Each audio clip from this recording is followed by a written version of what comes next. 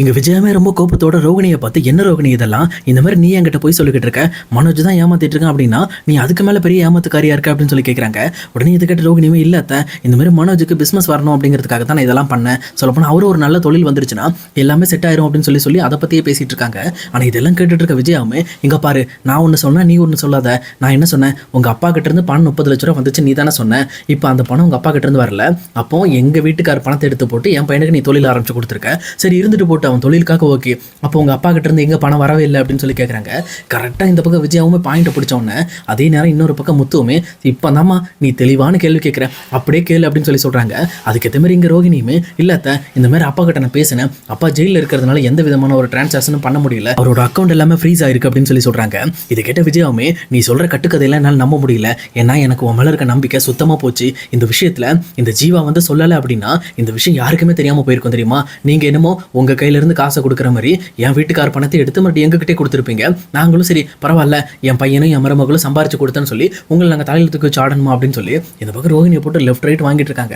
அதே நேரத்தில் மீனாவுமே இங்க டேரக்டா ரோகிணியை பார்த்து, ஏன் ரோகிணி மாமாவோட பணத்தை எடுத்து நீங்க செலவு பண்ணிட்டு அன்னைக்கு நீங்க என்ன சொன்னீங்க, இந்த மாதிரி எங்க பணம் நாங்கள் சம்பாதிப்போம் விடுவோம் ஏமாறுவோம் அதெல்லாம் நீங்க எது கேட்குறீங்க அப்படின்னு சொன்னீங்கல்ல, இப்போ நாங்கள் கேட்குறோம் இது மாமாவோட பணம், அது மட்டும் இல்லாமல் என் வீட்டுக்காருக்கும் இதில் ஒரு பங்கு இருக்கு, இப்போ நான் உரிமையோட கேட்குறேன் எங்க அந்த பணம் அப்படின்னு சொல்லி கேட்குறாங்க. இந்த பக்கம் இவங்க கேட்டதை பார்த்துட்டு இன்னொரு பக்கம் ஸ்ருதியுமே, ஆமா இப்போ கண்டிப்பாக மீனா கேட்கறதுல உரிமை இருக்கு, ஏன்னா இது எங்களோட பங்கும் உள்ள இருக்குல்ல, எங்களுக்கு பணம் ஒரு விஷயம் இல்லை தான், பட் அதனால தான் நாங்களும் எங்கள் வேலையை பார்த்துட்டு இருக்கோம், ஆனால் இருந்தாலும் நீங்கள் பேசின பேச்சுக்கு நாங்கள்லாம் கேட்டு தானே ஆகணும், அதனால கேட்குறோம் இப்போ கண்டிப்பாக அந்த 30 லட்சத்தை நீங்கள் எப்படியாவது ரெடி பண்ணி கொடுக்கணும், உங்கள் அப்பா கிட்ட வாங்குவீங்களோ இல்லை உங்கள் மாமா கிட்ட வாங்குவீங்களோ அதெல்லாம் எனக்கு தெரியாது, எங்களுக்கு எப்படியாவது 30 லட்ச ரூபா பணம் வந்தே ஆகணும் அப்படின்னு சொல்லி அவங்களும் ஒரு பக்கம் ப்ரெஷர் பண்ணிட்டு இருக்காங்க.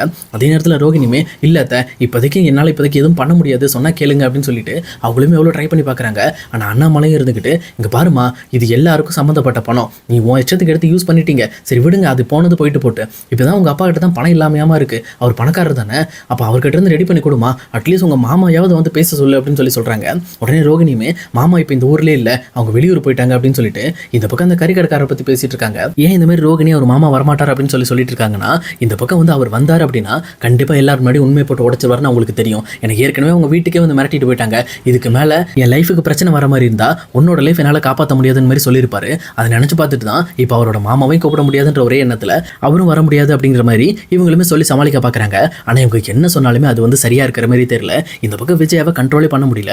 விஜயாவுமே இந்த பக்கம் வந்து ரொம்ப டென்ஷனோட இந்த பார்வதியோட பேச்சை கேட்டு, உன்னை போய் என் பையனை கல்யாணம் பண்ணி வச்சுட்டானே, நீ ஒரு பணக்கார வீட்டு பொண்ணுன்னு சொல்லி இந்த பார்வதி ஏமாத்திட்ட போல இருக்கு, நீ உண்மையிலுமே பணக்கார வீட்டு பொண்ணா இருந்தா இந்நேரம் நீ என்கிட்ட ஏதோ ஒரு ஆதாரத்தை காட்டியிருக்கணும்ல, உங்க அப்பாவை கேட்டா உங்க அப்பாவோட போட்டோ கூட இல்லைன்ற, உங்க அப்பா எங்க இருக்காருன்னா ஜெயிலில் இருக்காருன்ற, மாமா கேட்டா அந்த ஊருக்கே வரமாட்டாருன்ற, என்னதான் சொல்லிட்டு இருக்க, ஏதாவது இருந்தால் ஒன்று முதல்ல தெளிவாக பேசு, எங்களுக்கு முதல்ல நீ ஒரு பணக்கார வீட்டு பொண்ணா இருந்தால் எங்களுக்கு அது தெரிஞ்சே ஆகணும், பேசாம நீ இப்படி பண்ணு, 30 லட்ச ரூபாய் உங்க அப்பாட்ட இருந்து வாங்கிட்டு அப்புறம் இந்த வீட்டுக்கு வா, நீ அது வரைக்கும் இந்த வீட்டுக்குள்ளே வர வேண்டாம்னு சொல்லி இந்த பக்கம் ரோகிணியை வீட்டை விட்டு வெளியில போக சொல்றாங்க.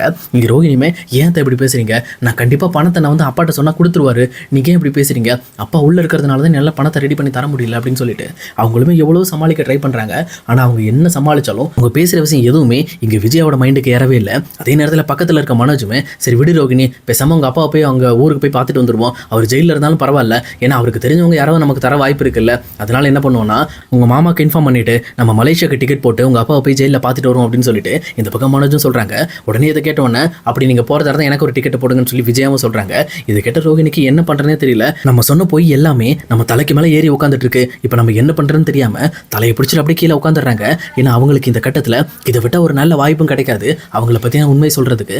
அதே நேரம் இங்கே வீட்டில் இருக்க எல்லாருமே ஷாக் ஆகுற மாதிரி அவங்களுமே வந்து தன்னோட மனசில் இருக்கிற மொத்த உண்மையும் கொட்டி தீக்கிறாங்க. அதாவது நான் ஒரு பணக்கார வீட்டு பொண்ணு கிடையாது, அது மட்டும் இல்லாமல் எனக்கு இதுக்கு முன்னாடி கல்யாணம் ஆகி ஒரு பையன் இருக்கான் அப்படின்னு சொல்லிட்டு எல்லா உண்மையும் வீட்டில் இருக்கவங்க முன்னாடி போட்டு உடைக்கிறாங்க. இதை கேட்ட உடனே இந்த பக்கம் எல்லாருக்குமே ஷாக் ஆகுது. அதே நேரம் இங்கே விஜயாவுமே என்ன பண்ணுறதுனே தெரியாமல் அப்படியே திணறிக்கிட்டு இருக்காங்க. ஏன்னா அவங்களோட மைண்டில் அவங்க இன்னும் பணக்கார வீட்டு பொண்ணு இல்லை, நான் ஒரு சாதாரண ஏழை பொண்ணு தான் அப்படின்னு சொன்னது இவங்க காதில் கணீர் நொடிச்சிட்டு இருக்கு. ஆனால் இன்னொரு சைடு மனோஜோட மனசில் அவங்களுக்கு ஏற்கனவே கல்யாணம் ஆகி ஒரு குழந்தையே இருக்குது அப்படிங்கிறத கேட்ட உடனே எல்லாருமே அப்படியே ஷாக்காக போய் நிற்கிறாங்க. இங்கே முத்துவுக்குமே எதுவுமே பேசுறதுக்கு வாய்ப்பு இல்லை. அதே நேரம் ஜீவா மட்டும் இந்த பக்கம் மனோஜை பார்த்து சிரிச்சுக்கிட்டு இருக்காங்க. அப்போ மனோஜுமே எங்கள் ஜீவாவை திரும்பி பார்க்குறப்போ, ஏன்டா நான் வேணான்னு சொல்லி நீ என்னை ஏமாத்திட்டு போனல, அதுக்கு உனக்கு சரியான தண்டனை இவளால் கிடைச்சிருக்கு. சொல்லப்போனால் இவ ஒரு பணக்கார வீட்டு பொண்ணு, அது மட்டும் இல்லாமல் முதல் டைமாக கல்யாணம் பண்ணியிருக்கேன்னு சொன்னல, இவ பாரு இதுக்கு முன்னாடி அவளுக்கு கல்யாணம் ஆயிருக்கு, ஒரு பையன் இருக்கான், அது போக இப்போ அவள் 2வது அவனுக்கு கல்யாணம் பண்ணியிருக்கா, பாத்தியா நீ எனக்கு பண்ண துரோகத்துக்கு இதாண்டா உனக்கு தண்டனை அப்படின்னு சொல்லிட்டு அங்கேருந்து ஜீவாவுமே சிரிச்சுக்கிட்டே வெளியில் கிளம்புறாங்க. ஆனால் எங்கள் வீட்டில் இருக்க யாராலையுமே ரோகிணி சொன்ன விஷயத்த நம்பவே முடியல. அதே நேரத்தில் எல்லாமே அப்படியே ஸ்டன் ஆகி போய் நிற்கிறாங்க.